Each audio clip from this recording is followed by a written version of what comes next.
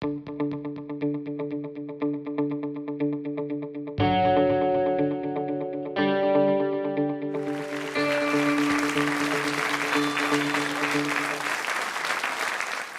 you. What I'd like to talk to you today about is faith. Faith means different things to different people, and I'm going to talk to you a little bit about what faith means to me and what faith meant to some of the people I've investigated over the years.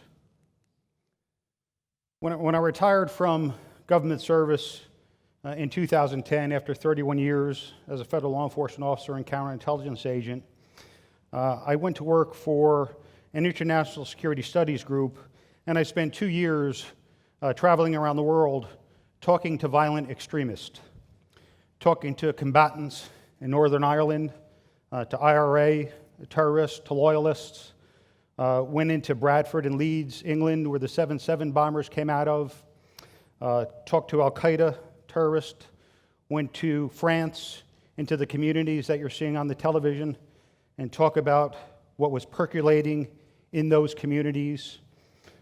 Went down to Jakarta, in Indonesia, Malaysia, went into the jails. I've talked to terrorist financiers, terrorist recruiters, terrorist bombers, people who've killed hundreds of people, hundreds of innocent people. And I've learned quite a bit. I've learned quite a bit doing those studies. I learned that contrary to what we usually hear, it is not about religion at all. And it really isn't even about ideology. It is about identity. And when I talked to these people, what I found was that they had suspended critical thinking and they had put faith in an individual. They had put faith in a person. The very word Al-Qaeda pledges bayat. Bayat dates back to the Prophet Muhammad, where someone would touch the Prophet. Bayat means sell, to sell. They would sell themselves to the Prophet, and that carried on. Al-Qaeda terrorists pledged bayat to Osama bin Laden. Jamaat Islamiyah terrorists pledged bayat to Hambali. They put their faith in people. They put their trust in people. Those people oftentimes misguided them. We do things a little differently in the United States. When we change leadership, we don't put our faith in the leader. We don't pledge bayat to a leader. We don't pledge loyalty to our leader. Our leader takes an oath to our Constitution, to the Constitution of the United States, what it stands for, what it embodies, the values that were put into that by our founding fathers, signed on September 17th, 1787, in Independence Hall, Philadelphia, Pennsylvania. In 1979, when they entered the U.S. Marshal Service, I raised my right hand and I took an oath to protect and defend the Constitution of the United States, not to an individual, to what that document embodied. In 1981, when I became a special agent with the Naval Criminal Investigative Service, I raised my right hand and I took an oath to protect and defend the Constitution of the United States from all enemies, foreign and domestic, not to a person, to the Constitution. In 2008, when I became a senior executive in the Department of Homeland Security, I once again raised my right hand and I took an oath to protect and defend the Constitution of the United States, as many of you have done over the years. Over the years, my faith has been tested. On October 12, 2000, I was the Chief of Counterintelligence for NCIS, Europe, Middle East, and Africa Division. My job was to protect the fleet, the 5th and 6th Fleet specifically. I was a senior counterintelligence person within the Department of Navy to do so. On October 12th, the USS Cole was attacked in Aden, Yemen, and we lost 17 heroes that day, 17 sailors that died on my watch. I prayed that day. I prayed for the victims. I prayed for myself. I prayed that I would have the wisdom to help get that ship out of Yemen, and that I would enact procedures to track down those terrorists that killed our sailors. We were on that trail on September 11th, and I stood in a hotel room in London, England. I was en route to the NATO Defense Ministers Conference to give a briefing to the NATO defense ministers about the dangers of terrorism, how easily a terrorist cell can set up and attack us. And while I was looking outward, we were attacked in our country. We lost 3,000 people that day. 3,000 lives senselessly lost because people had lost faith.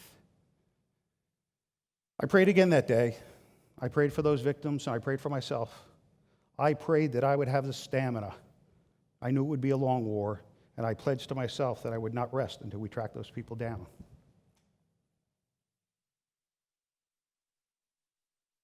Then came an opportunity for me. On September 14th, President George Bush declared a state of national emergency after the September 11 attacks. We were a nation in crisis. The world was in crisis, just as we are right now after the attacks in Paris, France.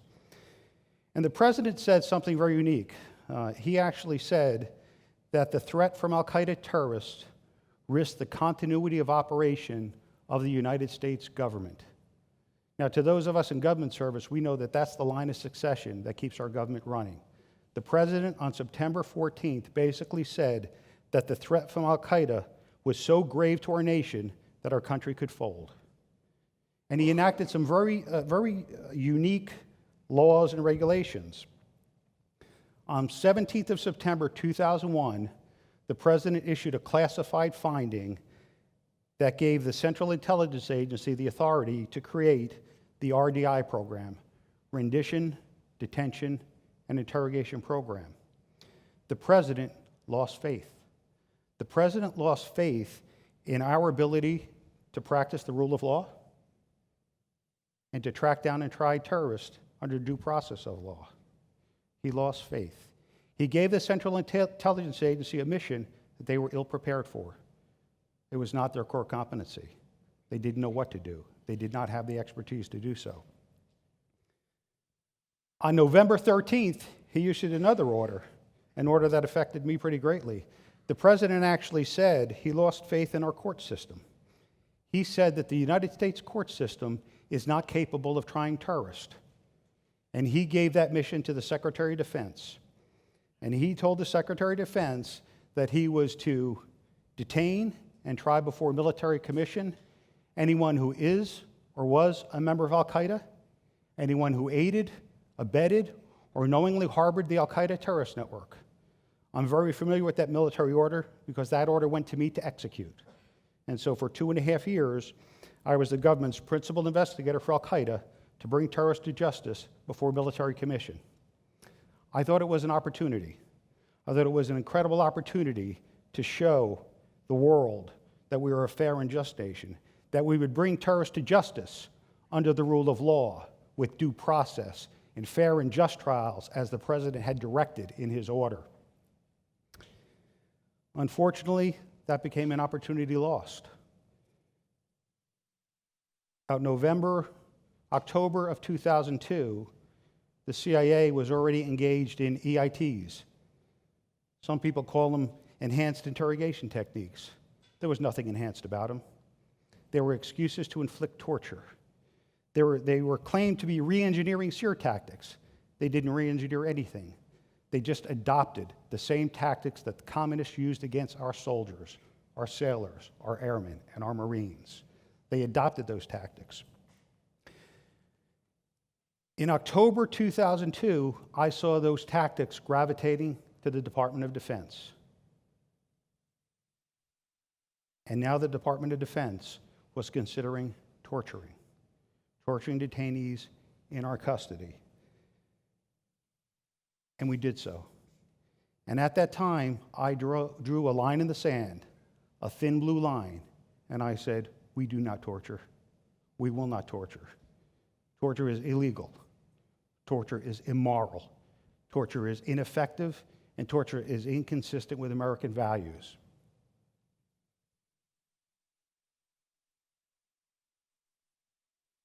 I lost that battle. And within the Department of Defense, we tortured.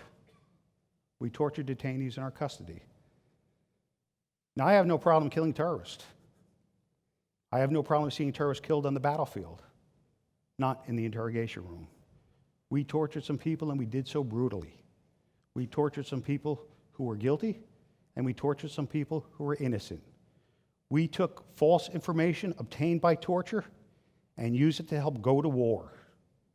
We took information from Ibn Sheikh al-Libi, an emir of the Khaldan training camp of al-Qaeda, someone I was very familiar with, who said there was al-Qaeda in Iraq.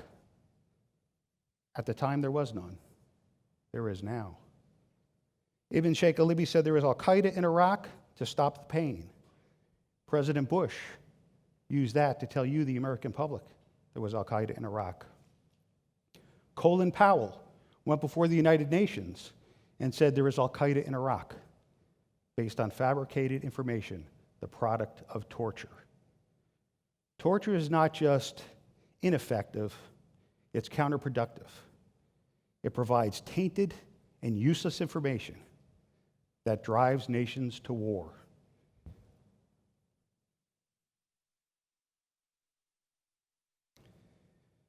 I spoke out then, and I speak out now. I speak out frequently, and I speak out often on this, because we are a rule of law nation. And you are there to defend that thin blue line, just as I am. Those of you who have taken the oath to protect and defend the Constitution, I don't know if you're under that oath now, but no one's ever absolved me from that. So I go through my life, I go through my days thinking it is still my job to protect and defend that Constitution of the United States from all enemies, foreign and domestic.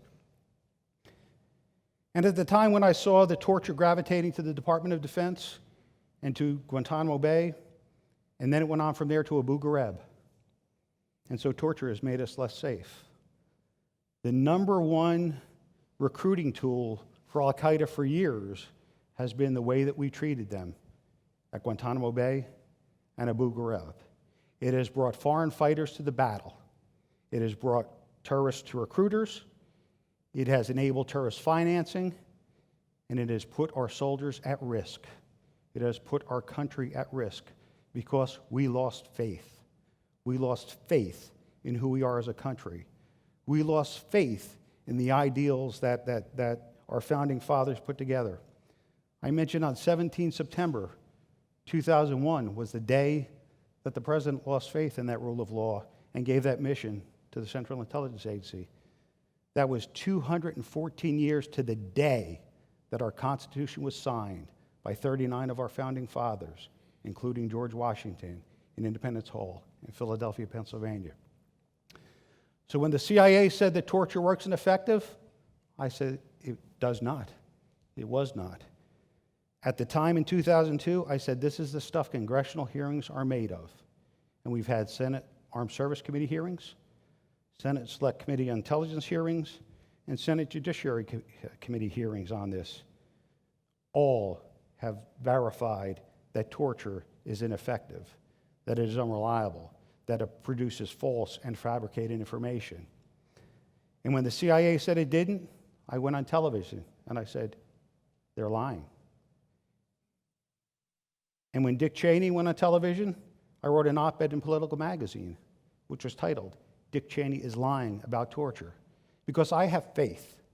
I have faith in the truth. I have faith in what happened. I was there.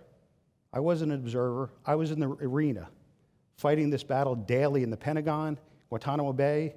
I've been to the places you've been. I've been to Afghanistan. I've been to Iraq. I've been to Yemen. I've been to Pakistan.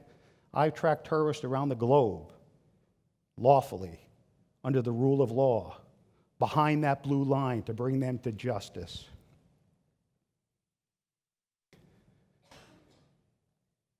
And when they told me Donald Rumsfeld had approved EITs, I said, we don't pledge allegiance to Donald Rumsfeld. We pledge allegiance to the Constitution of the United States. The Secretary of Defense doesn't have the authority to change the law. And when they said, it's classified, no one will know. Not that that mattered, but I said, there are no secrets, only delayed disclosures. And I've met with John McCain on this, and I met with Dianne Feinstein on this, and I've been up on the Hill talking to senators and congressmen and leaders of our nation about this, because we can't go down this road again. we can never go down this road again. And so, just as I did back in 1979 with the U.S. Marshal Service, and as I did in 1981 with NCIS, and as I did in 2008 when I went to the Department of Homeland Security, before each of you today, I again take that oath, and I tell you, I, Mark Fallon, do solemnly swear to protect and defend the Constitution of the United States from all enemies, foreign and domestic. And I take this oath freely, without any mental reservation or purpose of evasion. So help me God. So help me God. So help me God. So help me God. Thank you, ladies and gentlemen.